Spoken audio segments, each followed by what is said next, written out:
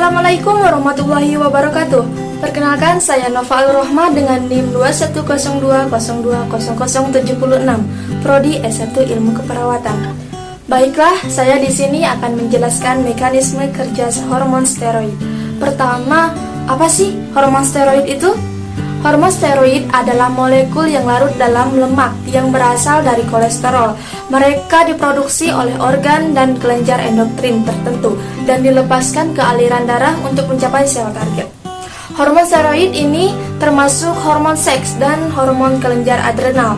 Adapun yang termasuk contoh hormon steroid ini adalah testosteron, estrogen, dan kortikol. Hormon steroid bekerja pada sel dengan melewati membran sel, memasuki nukleus, mengikat DNA, dan memulai transkripsi gen dan produksi protein. Di sini juga ada salah satu jenis hormon steroid, yaitu hormon steroid anabolik.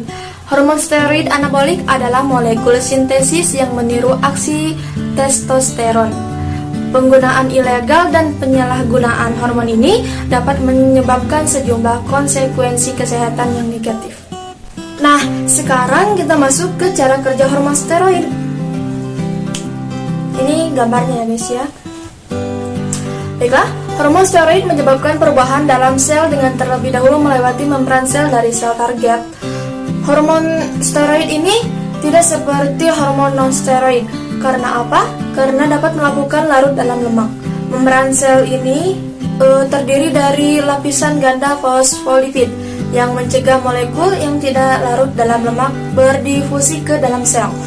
Begitu berada di dalam sel, hormon steroid ini berikatan dengan reseptor spesifik yang hanya ditemukan di sitoplasma sel target.